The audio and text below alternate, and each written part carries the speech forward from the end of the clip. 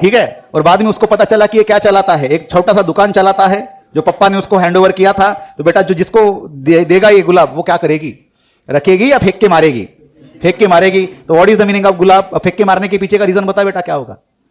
बेटा आने वाले कुछ 5 या 6 साल में अगर तू कुछ नहीं बनता है तो याद रखना, तेरा चेहरा, तेरा नाम कुछ काम नहीं आएगा। तेरा काम आने वाली चीज कौन सी है? सिर्फ और सिर्फ तेरा स्टेटस। और क्या होता है, क्या बोलता है? पैसा बोलता है। क्या शुरू कर रहे, क्या शुरू कर रहे, क्या शुरू कर रहे? हाँ हाँ हाँ, क्या शुरू कर रहे? मैटर। मैटर से बहुत सारी चीजें याद आई मेरे को। ठीक है, तो इंजीनियरिंग के जमाने में बहुत सारे अलग अलग तरह के मैटर हुआ करते थे, तो उससे मेरे को याद आया मैटर। ठीक है, तो मैटर वेव हम लोग पढ़ रहे, क्या पढ़ने जा रहे? ठीक है बेटा, अब सुन लो, हम लोग चैप्टर के स्टार्टिंग में एक चीज बात की थी जिसका नाम था बेटा कौन सा चीज, कि हमारा जो रेडिएशन है, हमारी जो लाइट है, लाइट को हम लोगों ने क्या बोला था? It is a one form of energy. और उसको हम लोगों ने क्या पढ़ा था वेव ऑप्टिक्स में, कि light is nothing but the one form of wave.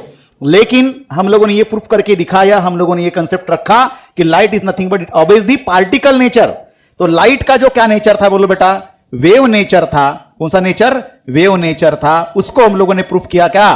Particle nature. ये किसकी बात कर रहे हैं हम लोग? बोलो, रेडिएशन की बात कर रहे हैं। किसकी बात? रेडिएशन की। ठीक है, ये तो सीख लिया था हम लोगों ने और ये प्रूफ भी कर लिया, नो डाउट। अब देखिएगा, क्या देखिएगा, अब हम लोग, ये तो चीज हमको पता है क्या होता है मैटर। क्या होता है मैटर? मतलब क्या है? पार्टिकल। क्या है ये बेटा? पार्टिकल तो पार्टिकल है। पार्टिकल तो पार्टिकल के पास क्या होता है? मोमेंटम होता है। क्या होता है?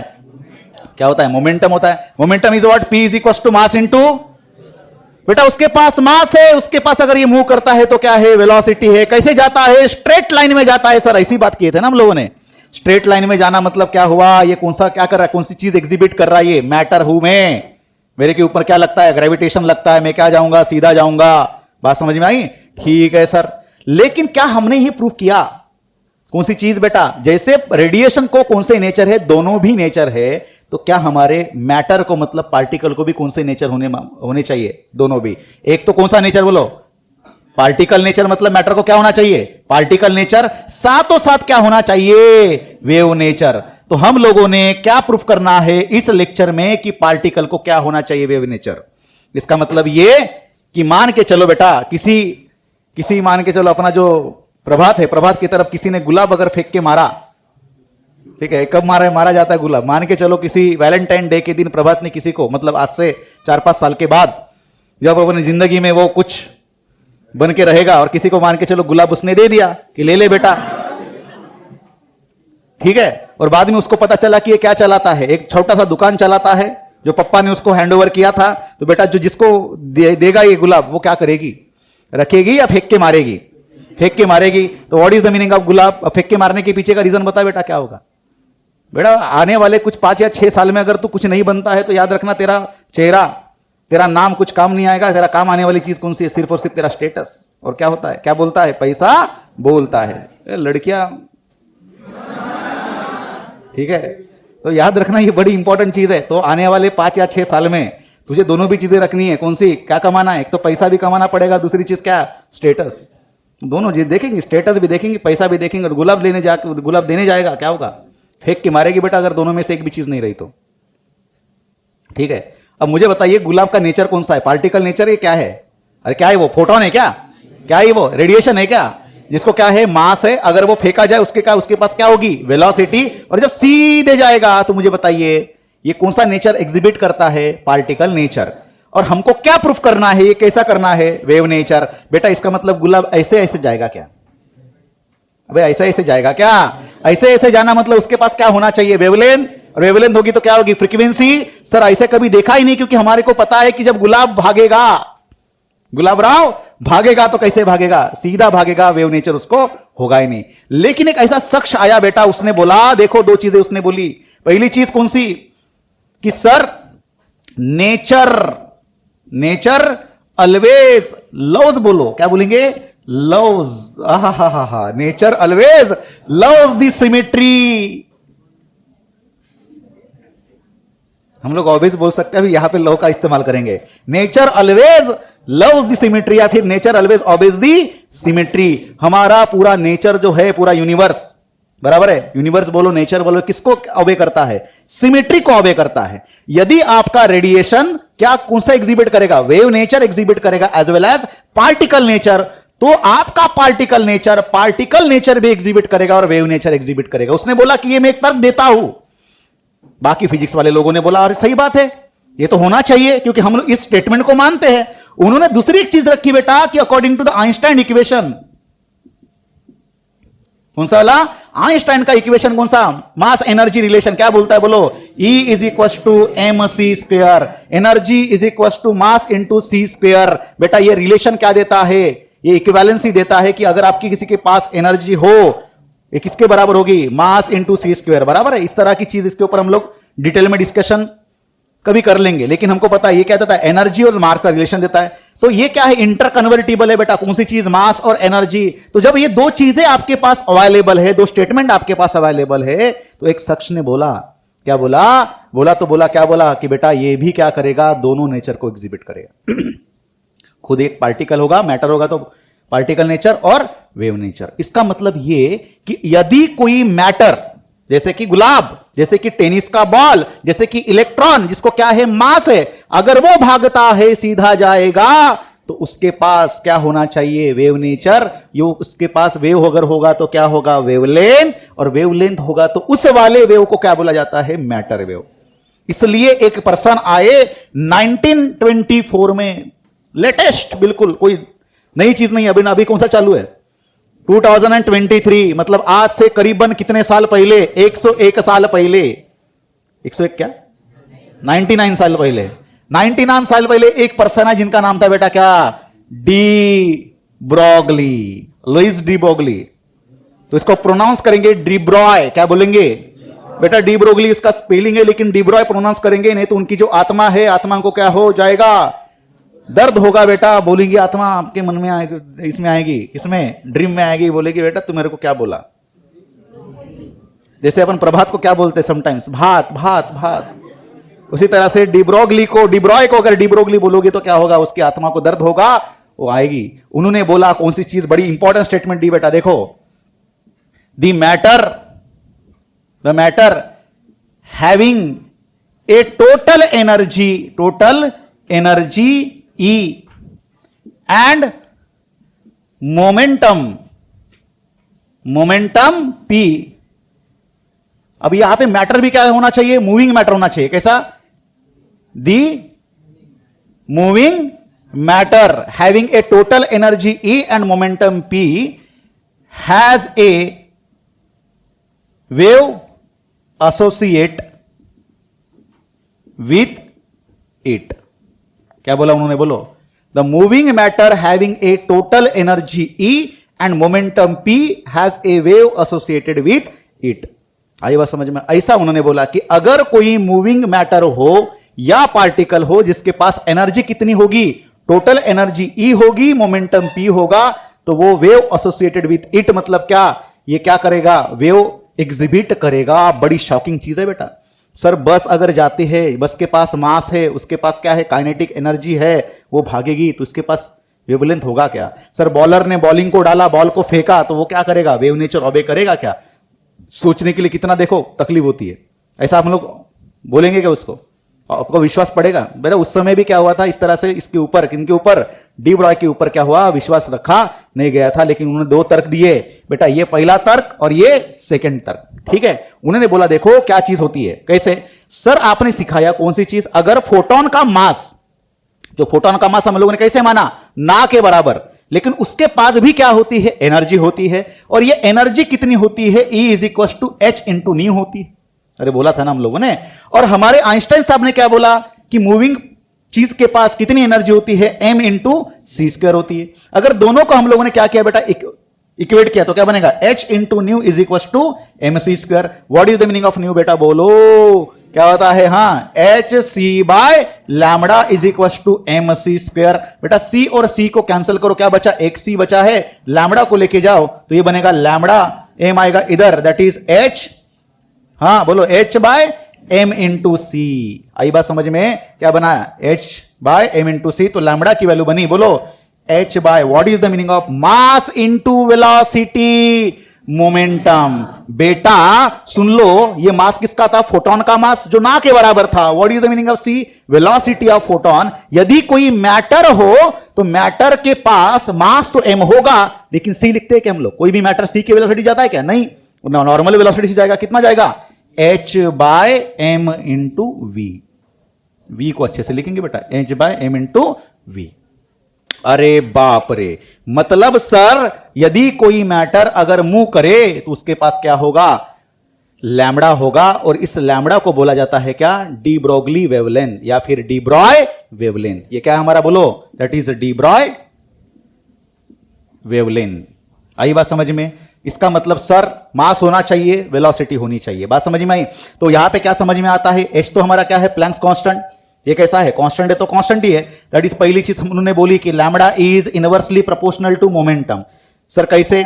कि जिसके पास जितना ज्यादा मोमेंटम होगा, मतलब मास और वेलोसिटी, अगर इसका मल्टीप्लिकेशन बहुत ज्यादा होगा तो वेवलेंथ कैसा होगा? छोटा होगा। वेवलेंथ कैसा होगा? छोटा होगा। और यदि किसी ऑब्जेक्ट के पास मास और वेलोसिटी दोनों का मल्टीप्लिकेशन मोमेंटम बहुत कम होगा तो आपका वेवलेंथ कैसा होगा? बहुत बड़ा होगा। बात समझ में आई? अब इसी तर्क के आधार पे और एक उन्होंने तर्क दिया बेटा, कौन सी चीज? यदि किसी ऑब्जेक्ट के पास वेलोसिटी कैसी हो? जीरो हो, तो ये अगर जीरो बनेगा तो आपका लैम्बडा की वैल्यू कैसी बनेगी? इंफिनिटी बनेगी, विच इज इंपॉसिबल। उसके पास वेवलेंथ बहुत इंफिनिटी, तो पॉसिबल है क्या ये चीज? नहीं। इसके पास अगर आपको लैम्बडा क्या करना है? ऑब्जर्व करना होगा। इसका मतलब ये कि पार्टिकल कैसा होना चाहिए? पार्टिकल हमेशा किसमें होना चाहिए? मोशन में होना चाहिए। विदाउट मोशन आपके पास लैम्बडा नहीं मिल सकता। बात समझ में आई? तीसरी चीज उन्होंने बोली बेटा, कौन सी चीज? देखो कि matter wave is different than electromagnetic wave nature. Okay, matter wave is different than electromagnetic wave nature. इस इलेक्ट्रोमैग्नेटिक वेव नेचर के बिल्कुल विपरीत या फिर इससे बिल्कुल क्या है? अलग है। कौन? Matter wave. क्योंकि याद रखना बेटा, इलेक्ट्रोमैग्नेटिक वेव ये किसके वजह से बनता है? एक्सेलरेटेड चार्ज के वजह से डेवलप होता है। ठीक है, जो वेव हम लोग इलेक्ट्रोमैग्नेटिक वेव में पढ़ेंगे उसमें क्या पढ़ेंगे? एक्सेलरेटेड चार्ज की वजह से इलेक्ट्रोमैग्नेटिक वेव बनता है। लेकिन मैटर वेव के पास कोई चार्ज है क्या? चार्जड बॉडी है क्या? नहीं है बेटा। सिंपल है, क्या है? मैटर, जिसके पास क्या होना चाहिए? मास होना चाहिए, और क्या होना चाहिए? मोशन करनी चाहिए।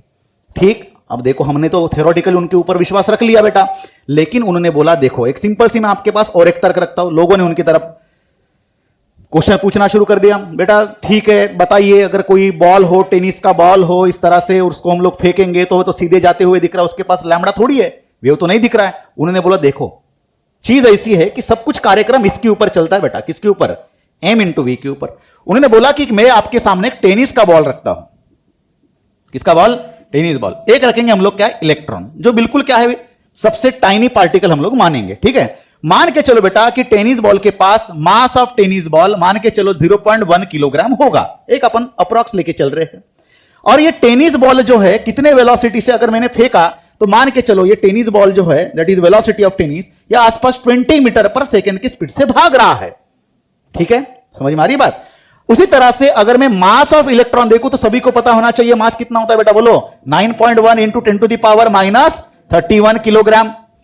ठीक है, और उसका orbital motion according to Bohr's ने क्या बताया था कि उसके अंदर जब वो मोशन करेगा कौन? इलेक्ट्रॉन्स की स्पीड बहुत हेवी होती है। That is velocity of electron कितना होता है? आसपास में 10⁻, अप्रॉक्स लिख के चलेंगे हम लोग, 10⁻6 मीटर पर second, which is very high. Okay, अब हमारे पास h की तो वैल्यू है। h की वैल्यू कितनी होती है बेटा? बोलो h is equal to how much? 6.63 into 10⁻⁻34 joule second.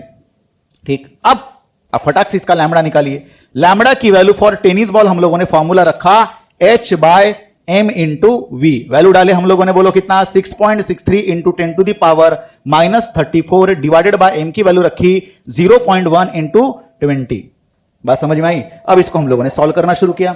बेटा जब सॉल्व करेंगे तो आप कैलकुलेशन करके देखिए किसमें कितना जाता है। 0.1, ये 0 दे दो, 1 इंटू 2, 6.63 डिवाइडेड बाय 2 के आसपास में वैल्यू कितने आएंगी? That is 3.3 something, 3.31 into 10⁻⁻34।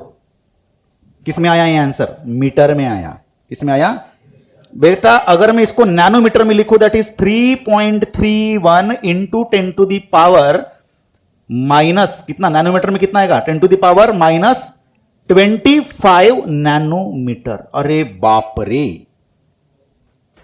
अरे बाप रे सर, इससे क्या समझ में आया? अभी समझ में नहीं आएगा, अभी समझ में आएगा बेटा। बोलो, लैम्बडा फॉर इलेक्ट्रॉन अगर निकालने जाए तो वैल्यू पुटअप करिए बेटा। h की value 6.63 into 10 to the power minus 34 divided by mass of electron that is 9.1 into 10 to the power minus 31 into, बोलिए कितना है वेलोसिटी, कितनी, 10 टू दी पावर 6। ये प्लस 6 है, माइनस 31 कितना बनेगा, माइनस कितना बनेगा 25, 25 माइनस 25 ऊपर जाएगा प्लस 25, आसपास में इसकी वैल्यू हम लोग फाइंड आउट करेंगे तो कुछ 776 के आसपास में इसके आंसर आएगा।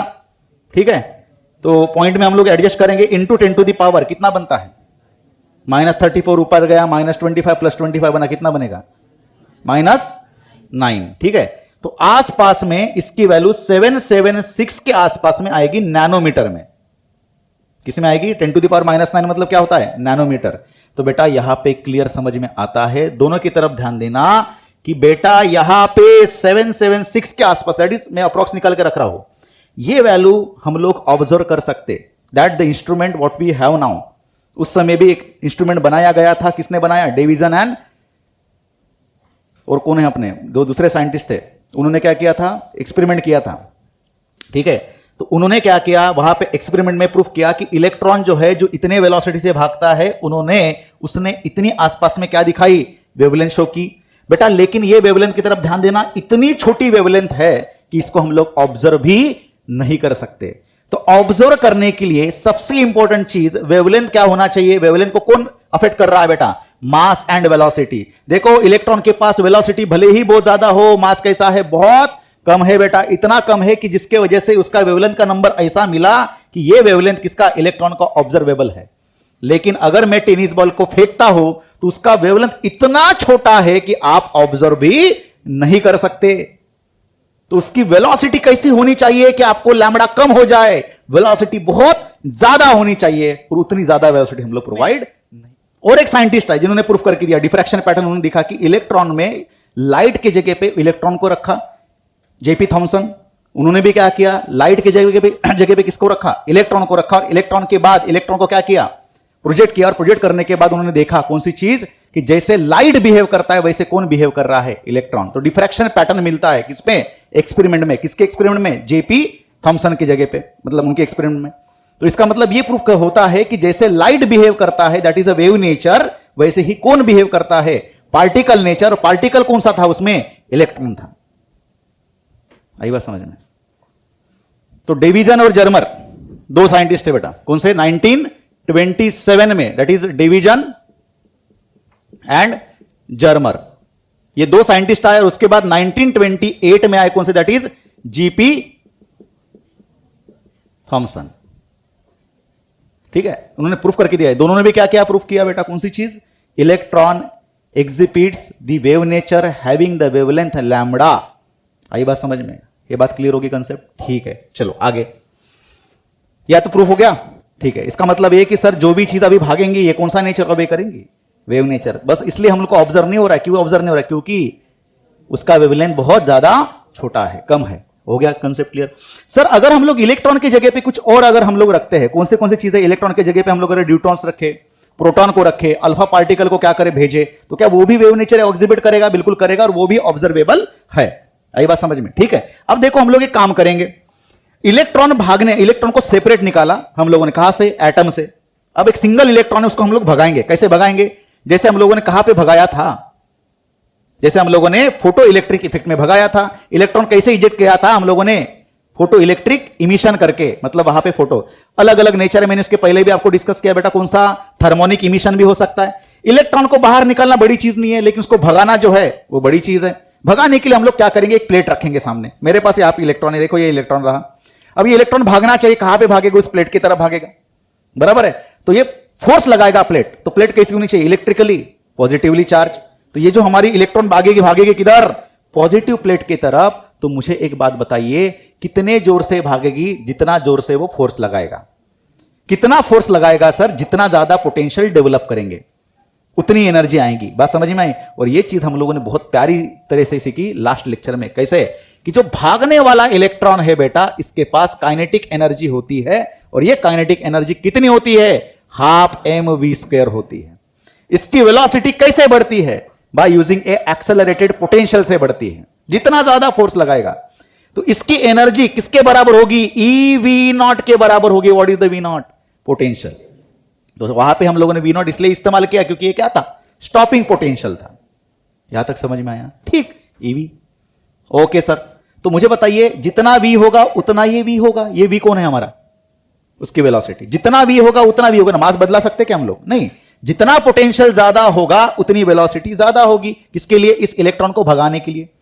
तो हमने सोचा, एक प्लेट रखी, सब कुछ प्रोग्राम किया, और हम लोगों ने एक्सपेरिमेंट को देखा। कैसे देखा? कि उसके पास ये जो काइनेटिक एनर्जी दिख रही है, इसको मैं एक काम करता हूं, मास से मल्टीप्लाई और मास से डिवाइड करता हूं। बेटा बोलो कितना होगा? m² v² m into V whole square बनेगा, मतलब कौन बनेगा? 1/2 m इंटू क्या बनेगा? p²।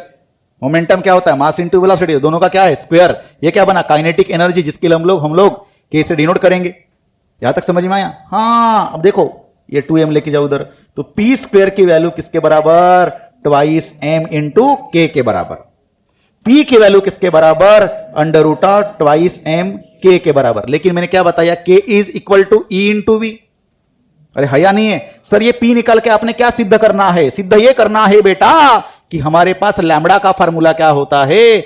h/p होता है। तो lambda is equal to h/p की जगह पे हम लोग क्या लिख सकते हैं? √ ट्वाइस m k लिख सकते हैं। ठीक बेटा, अगर ऐसे ना लिखे तो अगर आप ऐसे भी लिख सकते हो, क्योंकि हमको पता है काइनेटिक एनर्जी निकालने के लिए v की जरूरत पड़ती है, और भागने वाले इलेक्ट्रॉन की वेलोसिटी हम लोग नहीं निकाल सकते। वो कैसे निकाली जाती है वेलोसिटी? सॉरी, उसके energy by using this v। तो हम लोग ऐसे लिख सकते हैं √ बोलो बोलो बोलो, √ क्या लिखेंगे? हाँ, ट्वाइस, मास तो वैसे रहेगा, k मतलब एनर्जी, एनर्जी की जगह पे क्या लिखेंगे? E into V. अरे जबरदस्त।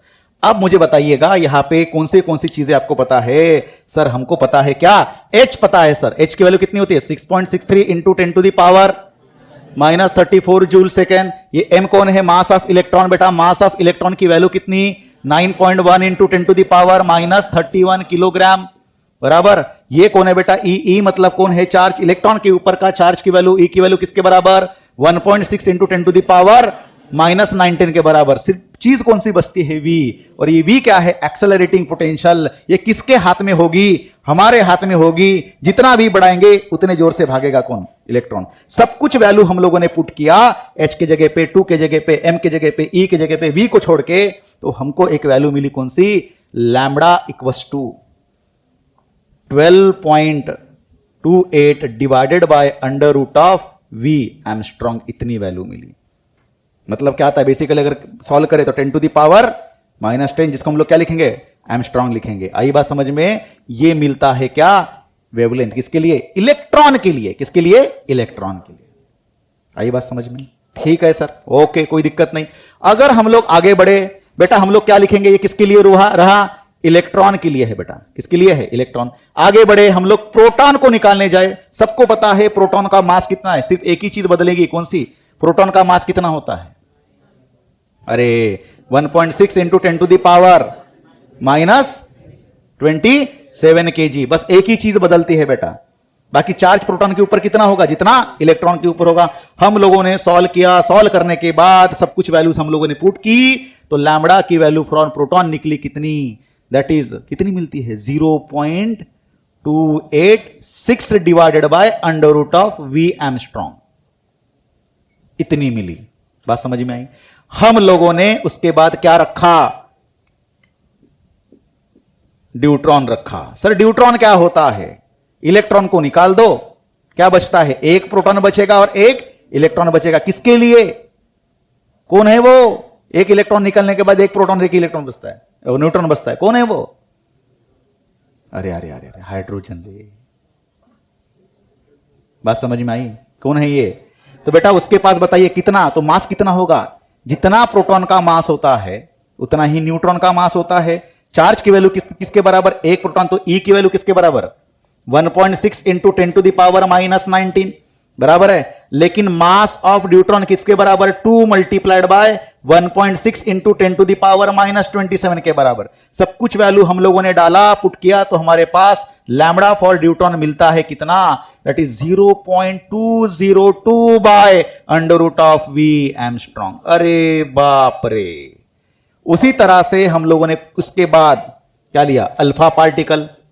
इसके बारे में हम लोगों ने सुना है इसके पहले। What is the alpha particle? It is a ionised helium atom, जिसके अंदर कितने? 2 इलेक्ट्रॉन्स को निकाल दिए, कितने बचते हैं?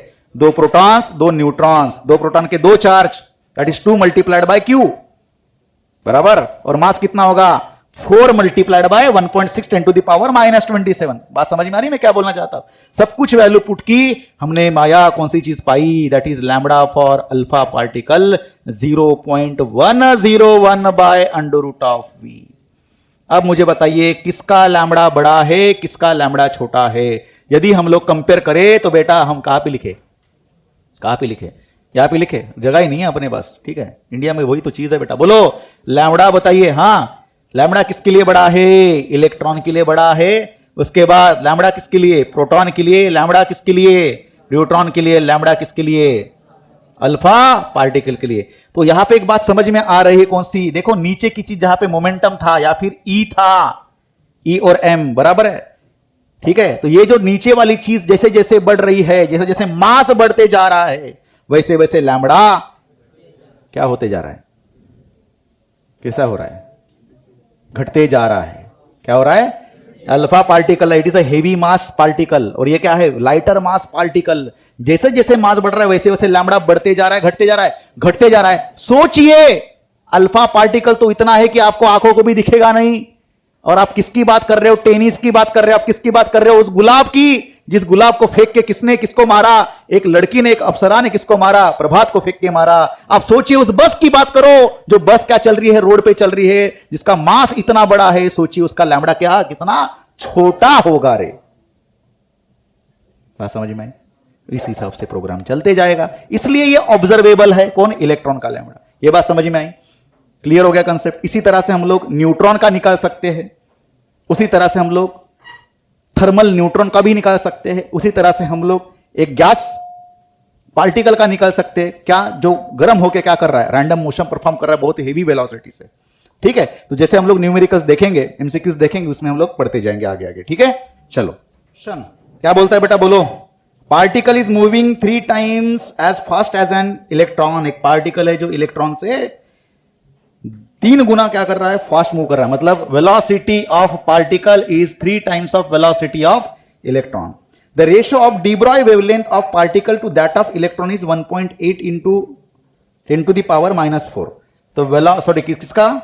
वेलोसिटी ऑफ वेवलेंथ ऑफ किसका? पार्टिकल से लेके इलेक्ट्रॉन के लिए 1.8, 13 भी लिख लेंगे, चलो 10⁻⁻4, ये उसका रेशियो दिया है। कैलकुलेट द पार्टिकल्स मास। किसका मास निकालना है? पार्टिकल का मास निकालना होगा। And identify the particle mass of electron. Mass of particle कितना होगा? तो इलेक्ट्रॉन का दिया है कितना? 9.11 इंटू 10⁻31 किलोग्राम। अब मास देख के पहचानना बेटा किसका होगा करके, ठीक है। कैसे निकाला जाता है बेटो? हाँ, वेवलेंथ ऑफ प्रोटॉन, नहीं सॉरी, क्या है? Particle wavelength of electron. क्या होता है फार्मूला बेटा? बोलो फटाफट। दैट इज h बाय, इसके लिए h by m of particle, हाँ, velocity of particle divide by h by m of electron, v of electron. h से h कैंसिल, डिनोमिनेटर का डिनोमिनेटर कहां पे गया? न्यूमरेटर में गया। That is me ve by mp vp। ये चीज दी है बेटा, ठीक है ना। अपन एक काम करेंगे, इसको लेके आओ इधर, इसको लेके आओ इधर, ठीक, और इसको लेके जाओ उधर। तो क्या बनेगा? इसको रीअरेंज करेंगे कैसे? mp me v को रहने दो, कोई दिक्कत नहीं है। इसको लेके जाओ उधर, क्या बनेगा?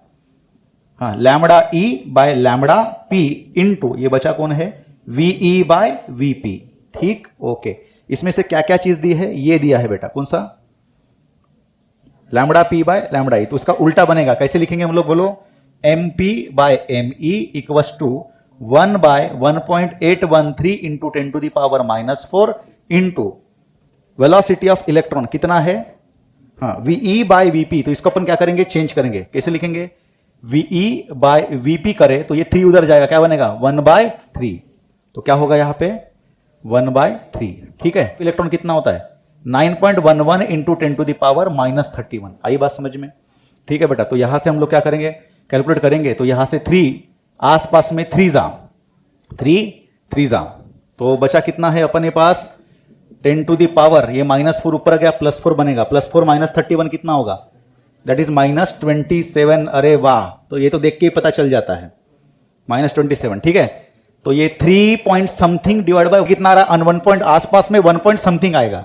ये किसका मास होता है बेटा, तो आप अगर निकालना चाहते हो तो इसको फाइंड आउट कर लीजिएगा, लेकिन हमको पता है कि ये मास किसका होता है, एक तो प्रोटॉन का होगा या फिर और किसका हो सकता है, न्यूट्रॉन का मास हो सकता है, क्योंकि आसपास में लगभग ये मास क्या है, सेम ही होता है आसपास में, समझ में आया। तो इसको फाइंड आउट करिएगा कि इसका आंसर क्या आता है, ठीक है 1.8, हाँ तो 3 डिवाइड बाय 1.8 आसपास में कितना 1.65, ठीक है। तो 65 के आसपास में आंसर आ रहा, मतलब ये बेसिकली किसका मास है, प्रोटॉन का या फिर न्यूट्रॉन का मास है बेटा, आई बात समझ में, ठीक। चलो आगे बढ़े, चलो ठीक, क्या पूछा गया देखो, find the ratio of de Broglie wavelengths of an electron and a proton when both are moving with same speed, same energy, same momentum, state which of two will have longer wavelength in each case, okay.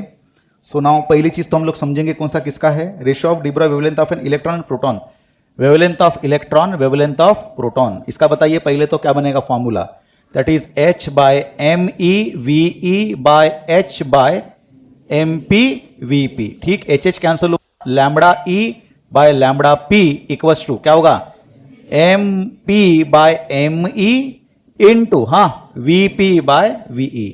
अगर इसको दूसरे फॉर्मूले में हम अगर formula लिखे, कौन सा वाला बोलो, काइनेटिक एनर्जी वाला, मूविंग पार्टिकल के लिए क्या बना था बोलो, दैट इज H/√, हाँ ट्वाइस M इंटू K, किसके लिए मास, इलेक्ट्रॉन के लिए, किसके लिए, प्रोटॉन के लिए। सिमिलरली इसका भी लिखेंगे, इसका लिखेंगे उल्टा होगा, ऊपर जाएगा बेटा, तो ऊपर क्या बनेगा इसका √, ट्वाइस M/P/K/P, बात समझ में आई। इसका मतलब 2 कैंसिल होगा, क्या बनेगा MP/ME इंटू KP/, ये क्या है, E है ना, KAE, ठीक, ओके।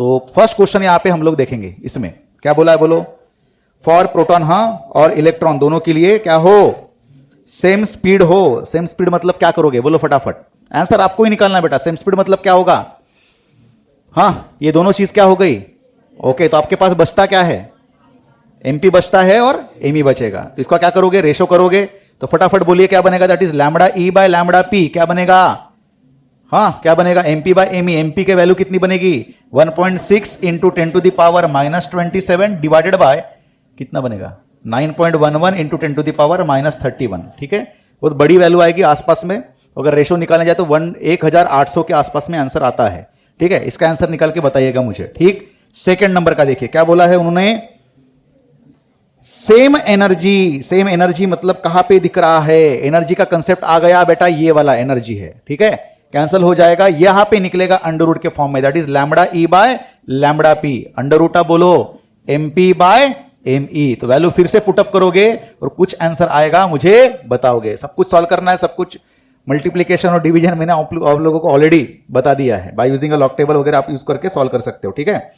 उसके बाद क्या बोला है बोलो, सेम मोमेंटम, क्या बोला है, सेम मोमेंटम, सेम मोमेंटम मतलब कैसा होगा, कहां पे दिख रहा मोमेंटम, कहां पे दिख रहा मोमेंटम, ये दिख रहा है मोमेंटम M इंटू VP, तो ये M इंटू V मतलब मोमेंटम किसका, किसका, प्रोटॉन का, ये किसका, इलेक्ट्रॉन का। अगर मोमेंटम ही सेम हो तो ऑलरेडी H तो H कैंसिल हो गया है, वैल्यू क्या आएगी बेटा इसकी डायरेक्टली बताइए 1 आएगी, क्या आएगी λE/λP इक्वल्स टू 1, ठीक है। लास्ट में क्या बोला है बोलो, हाँ state which of the two will have longer wavelength in case, in each case, her case में आपको बताया गया है क्या करना है, किसका वेवलेंथ बड़ा होगा। सिंपल सी चीज है बेटा, यहां पे क्लियर कट दिख रहा है, आने वाली वैल्यू किस में आएगी, देखो -31 क्या होगा, ऊपर जाएगा, +31 आसपास में वैल्यू किसके बराबर आएगी 1800 के आसपास, अप्रॉक्स वैल्यू बता रहा हूं मैं, दैट इज 1800 के आसपास में। तो इसका मतलब ये कि λE is 1800 times that of the λP, तो किसका वेवलेंथ बड़ा होगा, इलेक्ट्रॉन का। यहां पे भी क्या होगा, इलेक्ट्रॉन का ही बड़ा मिलेगा, और यहां पे क्या है अगर मोमेंटम सेम होगा तो वेवलेंथ किसका, इलेक्ट्रॉन का और प्रोटॉन का कैसा होगा, सेम होगा। आई बात समझ में, क्लियर है? इसके आंसर्स निकाल के मुझे बताइएगा, क्लियर है? चलो next, the energy that should be added to an electron to reduce its de Broglie wavelength from 10 to the power minus 10 metre to 0.5 into 10 to the power minus 10 metre. मतलब उसका हम लोगों ने वेवलेंथ को क्या किया है बोलो, डिक्रीज किया है। वेवलेंथ को डिक्रीज करना मतलब उसको एनर्जी देना। तो यहां पे दो तरह के वेवलेंथ दिए है बेटा, दैट इज लैम्बडा 1 दिया है कितना, 1 into 10 to the power minus 10 metre, और सेकंड वेवलेंथ देखो कितना दिया है बोलो, लैम्बडा 2 इज इक्वल टू बोलो 1.5 into 10 to the power minus 10 metre. ठीक है, हमने क्या किया बोलो, energy that should be added to an electron, कितना एनर्जी हम लोगों ने ऐड किया। अब देखिएगा यहां पे मैं ऐसे लिखता हूं, lambda 1 by lambda 2 equal to energy के फॉर्म में फॉर्मूला हम लोगों ने क्या सीखा बोलो, h by under root of twice m into K, किसके लिए, 1 के लिए, divided by h by under root of twice m into K 2। ठीक, अरे ठीक है, ये बना लैम्बडा 1 बाय लैम्बडा 2। मास दोनों भी इंस्टेंट में क्या है, इलेक्ट्रॉन का मास कैसा होगा, सेम होगा, सब कुछ कैंसिल होगा बेटा। लैम्बडा 1 बाय लैम्बडा 2 की वैल्यू कितनी आई, ये आई under root of k2 by k1 आई, ये ऊपर जाएगा, बराबर है। अब लैम्बडा 1 बाय लैम्बडा 2 देखिए क्या बनता है, that is 1 into 10 to the power minus 10 divide by 0.5 into 10 to the power minus 10, ये दोनों भी क्या हुआ, कैंसल। क्या बनता है, क्या बनता है 2, तो क्या बनता है 2 इज इक्वल टू, बात समझ में, 0.5 मतलब क्या होता है 1 बाय 2, 2 जाएगा ऊपर, 2 is equal to under root of k2 by k1, दोनों भी साइड का स्क्वायर करेंगे तो आपको मिलेगा कितना, 4 is equal to k2 by k1, तो आपको मिलता है k2 की वैल्यू कितनी, 4 टाइम्स k1। आई बात समझ में, कौन सा आंसर आएगा, कौन सा, ए में क्या दिया है बेटा बोलो, 4 टाइम्स दिया है, और ये आंसर गलत होगा। क्या होगा, गलत होगा। देखो बेटा समझ लो, जब ये पार्टिकल आपका इलेक्ट्रॉन मूव हो रहा है तब इसके पास ऑलरेडी एनर्जी है, कितनी है, कुछ तो है, कितनी है, k1 है, कितनी है, k1 है, और जब ये इतने स्पीड से भागेगा, उसकी स्पीड कम हो गई तो उसके पास k2 की एनर्जी कितनी है, 4 टाइम्स ऑफ k1 है। इसका मतलब कितना ऐड किए, एडेड एनर्जी, एडेड एनर्जी ये किसके बराबर होगा, 4 ऑफ k1 माइनस k1 मतलब कितना, 3 ऑफ k1। एडेड बोला है बेटा, पहले से एनर्जी है ना, कितनी है, k1 है, यहां पे दिख रहा है क्लियर कट, और सेकंड केस में कितना है, 4 टाइम्स ऑफ k1 है, तो कितना एनर्जी ऐड की है, 3। इतना ऐड करोगे तब जाके उसका वेवलेंथ क्या होगा, छोटा होगा। एनर्जी बढ़ाते जाओ, वेवलेंथ कम होते जाएगा। आई बात समझ में, और इतना कम होगा, इतना कम होगा, फिर क्या होगा, दिखेगा भी नहीं। आई बात समझ में, ठीक है, चलो आगे बढ़ेंगे। ठीक है, चलो बेटा, the de Broglie wavelength of particle moving with velocity, एक पार्टिकल है, कितने वेलोसिटी से भाग रहा है, 2.25 into 10 to the power 8 metre per second. बाप रे बाप, अप्रॉक्स लाइट के आसपास की स्पीड से भाग रहा है। ठीक है, is equal to the wavelength of photon, लिखा भी है कि फोटोन की is equal to the wavelength of photon. तो इसकी जो पार्टिकल का वेवलेंथ होगा वो किसके बराबर होगा, वेवलेंथ किसके बराबर, तो मैं ऐसे मान के चलूं, that is lambda of particle, particle लिखेंगे बेटा यहां पे, is equal to lambda of कौन सा, फोटोन, जिसको अपन जनरली क्या लिख के चलेंगे, लैम्बडा। ठीक, उसके बाद the ratio of kinetic energy, किसका रेशियो निकालना है, काइनेटिक एनर्जी ऑफ पार्टिकल से लेके काइनेटिक एनर्जी ऑफ फोटोन। ठीक है, अब कोई दिक्कत ही नहीं बेटा, यहां पे हमको पता है फोटोन की एनर्जी हमको निकालने के लिए एक सिंपल सा तरीका है, कौन सा, दैट इज क्या होता है, hc बाय लैम्बडा। बात समझ में ना, क्या होता है, hc by lambda. Okay sir, ठीक है, ओके, आगे बताइए। अब पार्टिकल की काइनेटिक एनर्जी कैसे निकालेंगे, अरे बिल्कुल सिंपल है, वो भी क्या कर रहा है, मूव कर रहा है, that is half mv square. ठीक है, अब ना यहां पे क्या दिया है, v दिया है, कोई दिक्कत नहीं है। पार्टिकल का मास दिया है क्या, अरे पार्टिकल का मास दिया है क्या, जब पार्टिकल का मास नहीं दिया है, वेलोसिटी दी है किसके लिए, पार्टिकल के लिए, तो हमको मास को चेंज करना पड़ेगा बेटा। अरे करना पड़ेगा, तो कैसे करोगे बेटा बोलो, हाँ मैं ऐसे लिखता हूं, देखो हाफ mv स्क्वायर, ये किसके बराबर है, जब पार्टिकल मूव कर रहा है तो उसके पास क्या है, एनर्जी है, और ये एनर्जी निकालते कैसे बेटा बोलो, फॉर्मूला है अपने पास, कौन सा? लैम्बडा वाला फार्मूला, लैम्बडा दिया है जहां पे the given data is always weak point of the problem. सोचिए, अरे बेटा जब पार्टिकल घूम रहा है तो लैम्बडा की वैल्यू किसके बराबर? h by m into V के बराबर। तो मैं m की वैल्यू कितनी लिखूंगा? m उधर जाएगा, लैम्बडा इधर आएगा, that is h by lambda into V. ये बात समझ में आई? क्लियर हो गया कंसेप्ट? बहुत बढ़िया। अब देखो आगे बताओ क्या होगा। m जहां पे दिख रहा है वहां पे ये पुटअप करेंगे तो क्या बनेगा? 1/2 into h by lambda into V square. V से भी क्या हुआ? कैंसल। तो क्या बचा है? 1/2 into h by H V, तो H V by twice lambda. Clear हो गया? तो ये बना आपका क्या? पूरा टोटल एनर्जी का, सॉरी ये क्या बना अपना? एनर्जी। ठीक है, तो जहां पे हाफ एम वी स्क्वायर लिखा है वहां पे क्या लिखेंगे? H V by twice lambda divided by H C by lambda. ये किसके लिए है? फोटोन के लिए है। लेकिन हमको पता है फोटोन का और इसका दोनों का कैसा है? सेम। h से h क्या हुआ? कैंसिल हो गया बेटा। लैम्बडा ऊपर जाएगा, ये भी लैम्बडा लैम्बडा क्या हो गया? कैंसिल हो गया। बचा क्या है? सिर्फ c कहां पे जाएगा? c यहां पे रहेगा। ठीक है, v bye twice of c। ये किसके लिए है? पार्टिकल के लिए है। ठीक है, तो कितना इजी हो गया यहां पे? बताइए इसकी वैल्यू कितनी है? 2.25 into 10 to the power 8 divided by 2 into velocity of photon कितना होता है? 3 इंटू 10 टू द पावर 8। ये दोनों क्या हो गए? कैंसिल। अब इसको सॉल्व कर सकते? बताइए सॉल्व करके इसका आंसर क्या आसपास में आना चाहिए? कितना आना चाहिए? सॉल्व करके बताना है। अब ये जो सॉल्व करोगे उसका आंसर किसके अकॉर्डिंग आना चाहिए? आपके ऑप्शन के अकॉर्डिंग आना चाहिए। ठीक है, हाँ क्या होगा? ऊपर को करेंगे क्या अपन? 2 to 5। कितने पॉइंट्स को एडजस्ट किए? 2 पॉइंट्स। नीचे भी कितने एडजस्ट करेंगे? 2 पॉइंट्स एडजस्ट करेंगे। बन गया कितना? 300। कितना बना? 2 to 5। नीचे का बना 600। 25 से हम लोग क्या करेंगे? इसको डिवाइड करेंगे। क्या बनेगा इसका?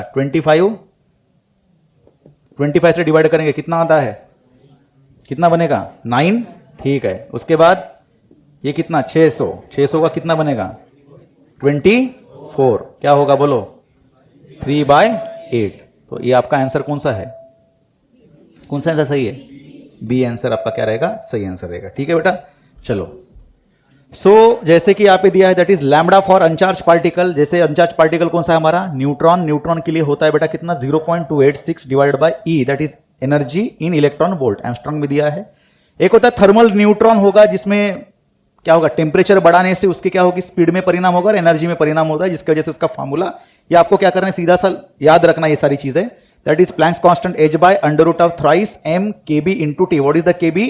बोल्ट्जमैन कांस्टेंट, जिसकी वैल्यू होती है 1.38 into 10 to the power -23 joule per kelvin. याद रखना है, नॉट की सेल्सियस। और टी हमारा होता है एब्सोल्यूट टेम्परेचर। अगर हम लोगों ने मास ऑफ न्यूट्रॉन को पुट किया, केबी की वैल्यू पुट की और एच की वैल्यू पुट करेंगे और सॉल्व करेंगे, जैसे इलेक्ट्रॉन के लिए सॉल्व किया तो आंसर क्या आएगा? 25.17 divided by under root of absolute temperature. मतलब ही lambda for neutron is inversely proportional to temperature होगा। बात समझ में आई? ठीक है बेटा। अब उसी के आधार पे क्वेश्चन पूछा गया है। बोलो, de Broglie wavelength of neutron at 27 degree is lambda. What will be its wavelength at 927 degree Celsius? क्या पूछा है? लैम्बडा निकालना है बेटा। कौन से टेम्परेचर पे? कौन से टेम्परेचर पे? तो ये सेकेंड टेम्परेचर के लिए हम लोग इसको क्या लिखेंगे? Double, that is single. ठीक है, इनवर्सली प्रोपोर्शनल बोला है, मतलब क्या होगा? अंडर रूट ऑफ, बोलो, T double dash.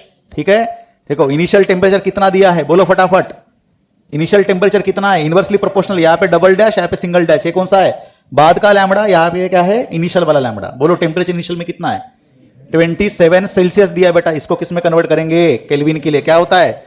273 divided by T double dash. बोलो कितना बनेगा? कितना दिया है?